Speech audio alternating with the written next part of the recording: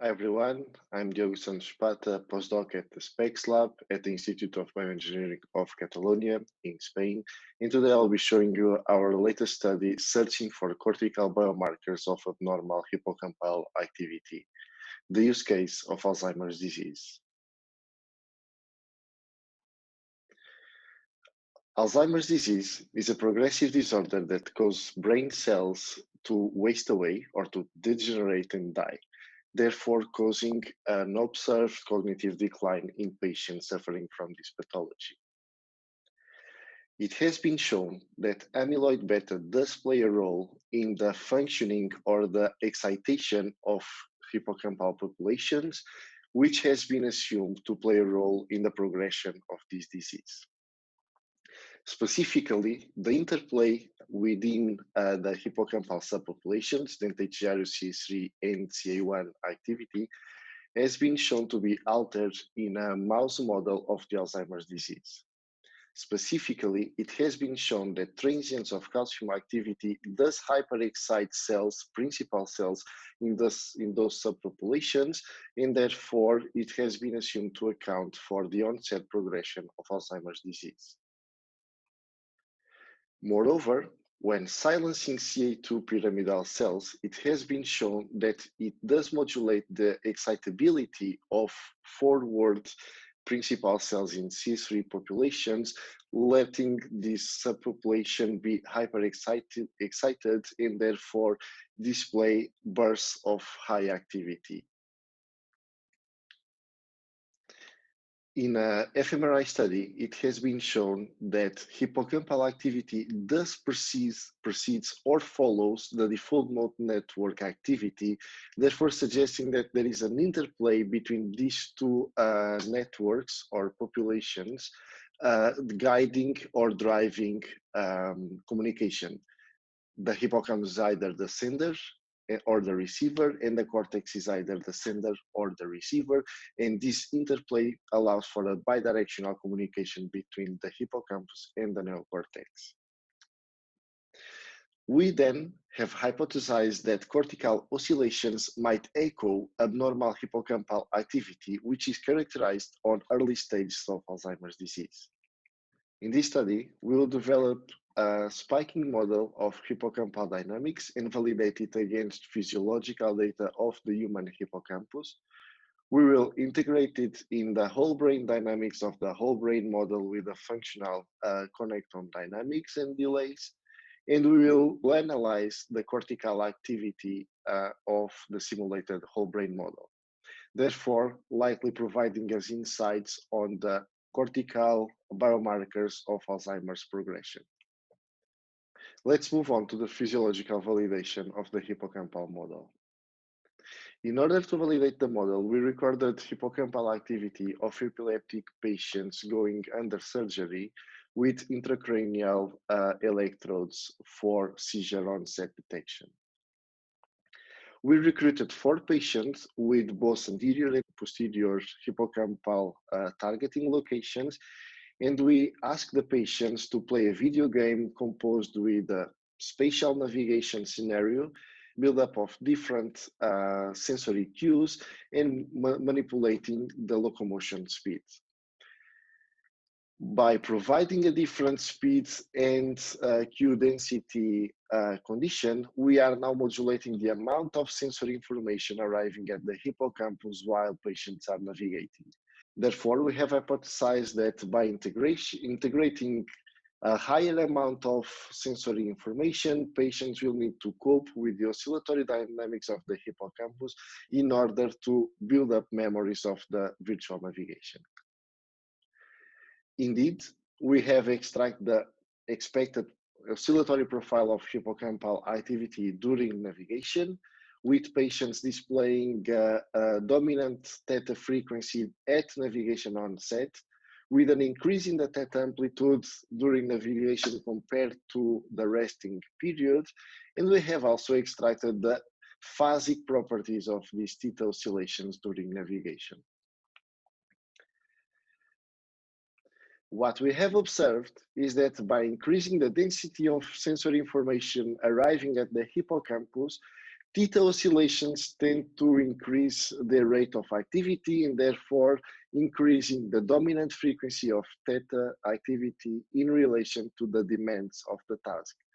That is, the faster the virtual movement, the higher the theta frequencies in the hippocampus, but also the higher the density of sensory information, the higher the dominant frequency of theta oscillations. Interesting, these two components, speed and sensory information, can be combined in a cues per second domain, where we also observe that by increasing the amount of sensory information, the hippocampus tend to follow with an increasing of the dominant theta frequency. So now that we have characterized human hippocampal LFPs during virtual navigation at different sensory demands conditions, we are able to build up a model, a computational model, to mimic the same behavior. To do so, we build a spiking model mimicking the dynamics of hippocampal formation, specifically the CA3 subpopulation, and integrated subpopulations of excitatory and inhibitory cells driven by the dynamics of the leak-integrating fire neurons. Moreover, we were able to stimulate this population of neurons by mimicking the demands of sensory processing arriving at the hippocampus, as we observed in our physiological study. We are now able to modulate the amount of information at a given time t, and therefore increase or decrease the sensory demands to be processed by the hippocampus. We did observe that these simple dynamics, yet tied to physiological findings, also displayed the oscillatory dynamics shown in the hippocampus. That is, we have strong theta oscillations during sensory processing. To recap, we have seen that both speed, density, and their compound Q per second activity does modulate the dominant frequency of theta oscillations in the human hippocampus, and the same results have been captured in our computational model, where an increase of the sensory density projected to the hippocampus leads to an increase on the dominant theta frequency. Similarly to our physiological findings, we have observed that the model also captured the theta-nested gamma activity during different demands of sensory processing, therefore normalizing the theta and gamma activity irrespective of the cues per second or the density or the speed at which the model is subject to. So now that we have developed a model and extracted the compound potentials of hippocampal dynamics validated against physiological data, we next integrated this compound potential in a whole brain model. To do so, we use the BrainCube software, where by integrating the local field potential of the hippocampus activity, we can now integrate and subserve a whole cortical network. We next integrated our simulated hippocampus compound potential into a whole brain model and used the Wilson and Cohen model, a model that relies on excitation inhibition competitions at each node.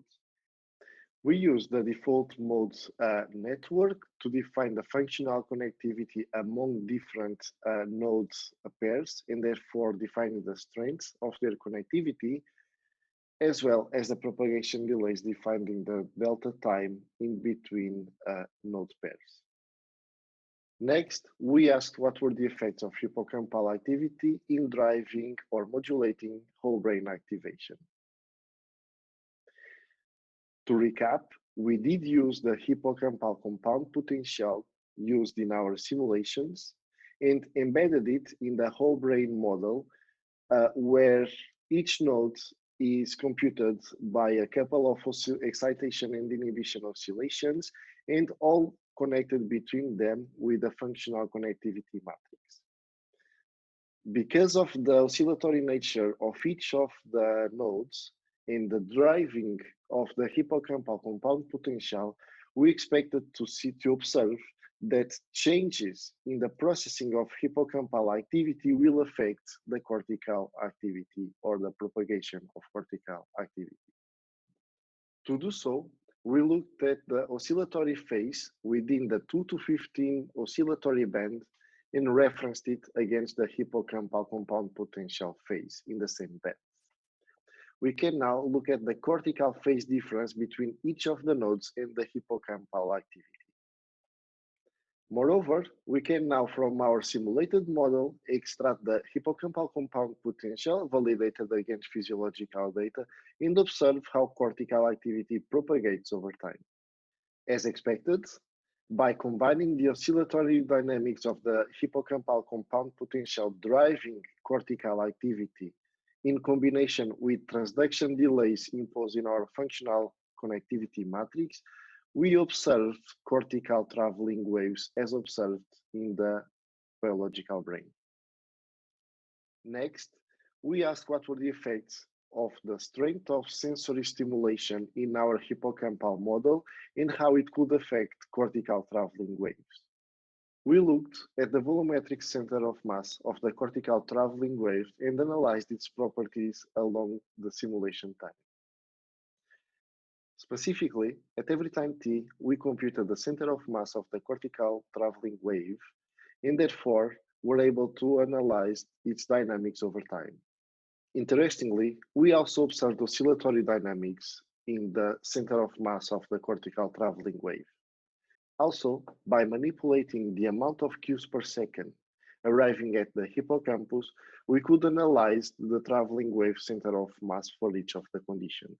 What we have observed is that by providing with weak or low cues per second stimulation in our hippocampal model, traveling waves tend to progress slower than those compared to high cues per second stimulation at the hippocampal level. Thus, to conclude, we have seen that the hippocampal model based on slow and fast inhibition approximates the oscillatory dynamics found in the human hippocampus. Also, that the whole brain functional connectome in combination with the Wilson and Cohen activation function leads to the propagation of cortical traveling waves. Our model suggests that hippocampal local field potential does drive cortical traveling wave activity and stability, and therefore it might be useful as a biomarker of Alzheimer's progression.